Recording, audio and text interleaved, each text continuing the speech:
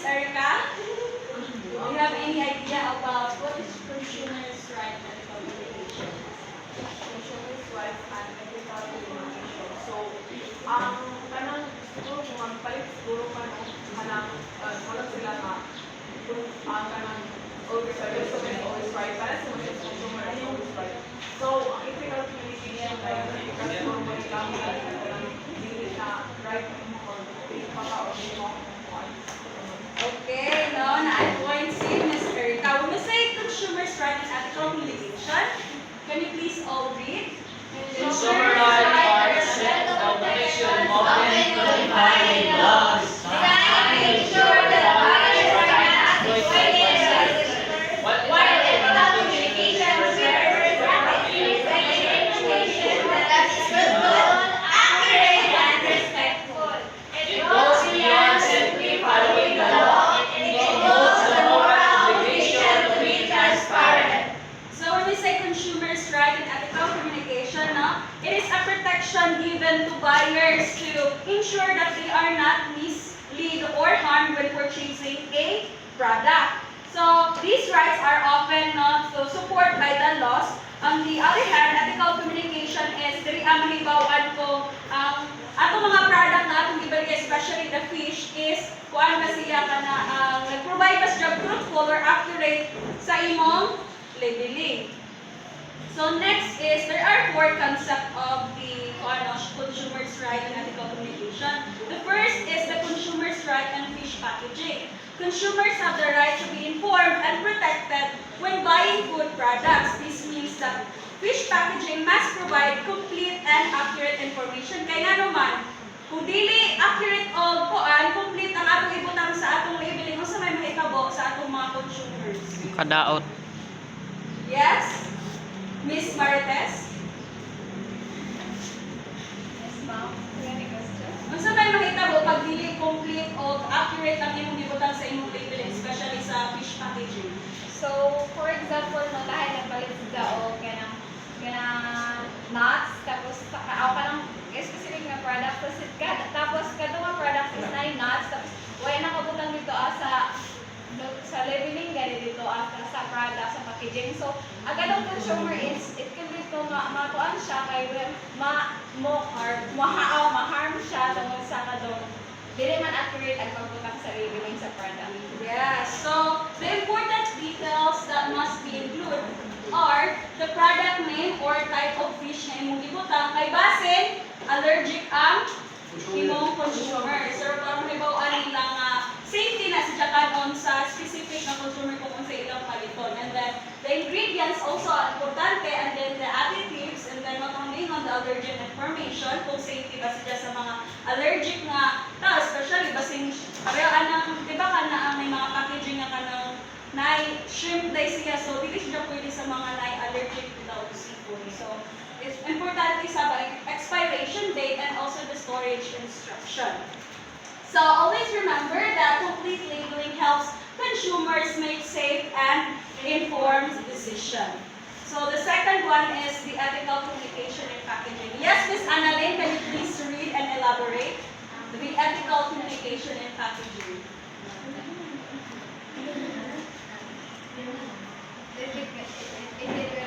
Ethical communication means being clear and transparent in presenting product information. As what you said, ma'am, dapat honest ka sa imong packaging. Kung saan na sa imong product, imo pa yung ibutang sa packaging, which is para may bawan po sa mga consumer kung kuan ba ka ng kung mag-open yung product, and also di have kapitan sa packaging ang expiration date or mga legal bitaw nga kung sa gitang lupuan na about sa product.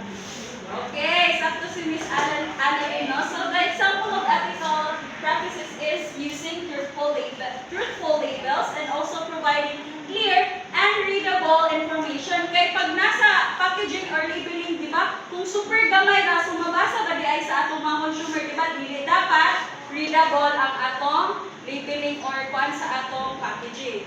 and avoiding false claims such as fresh when if it's not. So, ato ibutang dito kay bali fresh is kan na ref na siya for how many weeks or days. So, di na dayon dito na lang, dito pala daan, wrong na dayon siya.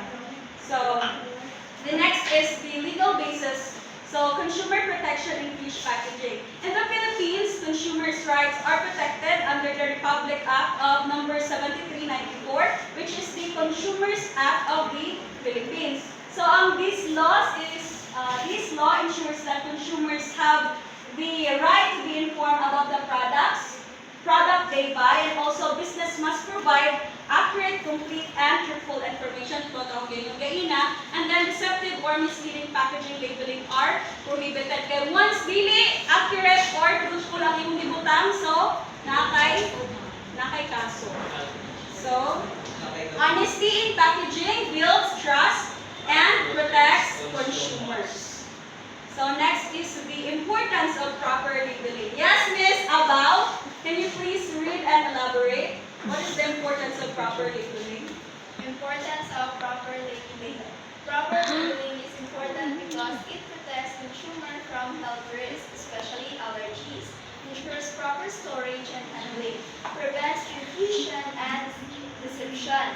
So, anong importante ang proper labeling? It is because diraan nakabutang kung unsa ang mga like kung unsa siya nga type na isda or unsa siya nga kanang type nga kana ang mga pagkaon ang imong ibutang and also ang mga preservatives kay waya ka kay bayo nga like intahay kana ang waya nimo gibutang dito ang kanang shrimp daay na tapos dili makita ang kanang sulod sa imong gipuan tapos wala nimo gibutang na shrimp tapos nakapalit ang isa ka consumer na kana ang na siya allergy about sa kanang shrimp tapos mao to nga kanang makahatag din no risk sa isa ka kuan consumer.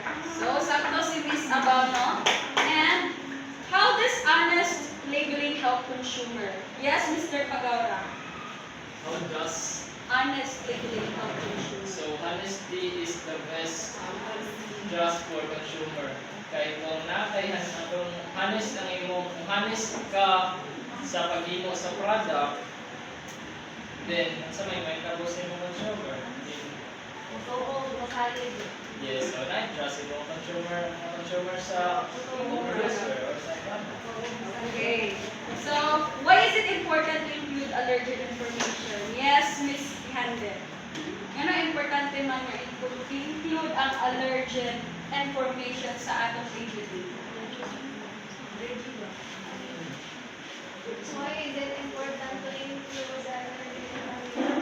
Important is siya kay kung what if na isa ka tao nga allergy, just like what Miss Abog giingon ganiha sa shrimp, then dili siya ma-include so tapos na i-consumer na palit ato nga wakabaw nga na day shrimp ato so na possible ma-set siya or ma-daot mo siya or magka-allergy. So important din yun na na-include si allergy. Okay, so sakto si Miss Hande. So, the fourth and last no is unethical packaging practices.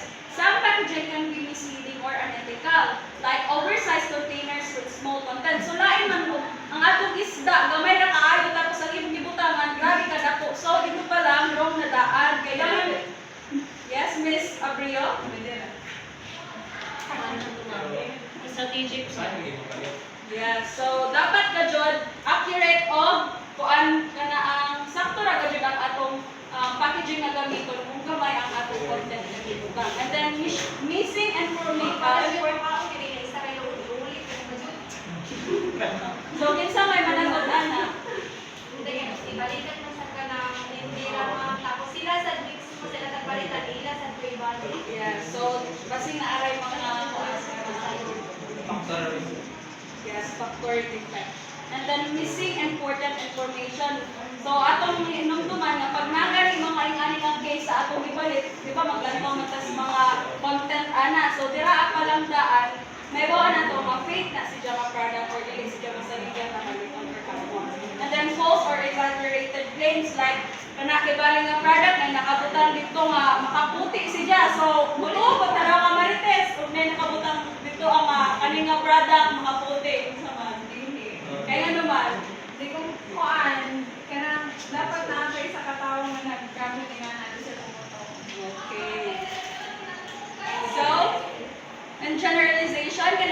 generalize our topic for today. Okay, Ms. Risoyar. So, yung generalization council, di ba na-mention yung mga ethical consideration sa pagpapuan ka ng business ang mga rights ng namo as a consumers. So, dapat sad as a business owner, dapat i-appeal nimo ang imo consumer sa pag-create nimo ng business dili kay para sa imo kaugalingon kuan ka na imo ra ka basta lang mga financial ka budget naa man gadyo mga laws na nakakuan daw dapat susud. Okay, so sakto si Ms. Risoyar now. So, consumers' right in fish packaging mean that buyers have the right to receive complete and accurate, clear information about the product na inyong baligya. And then, ang mga consumers na sila ay karapatan para reklamo. And then, in ethical communication means being honest and transparent in labeling such as including the product name, the ingredients, and also the allergen information, the expiration date, and the storage instruction. So, proper and truthful labeling helps protect consumers from health and risk and prevents misleading information and allows them to make safe and informed decisions. Therefore, honesty and responsibility in packaging are very important to ensure consumer safety and builds trust. So I think that concludes my topic. Thank you.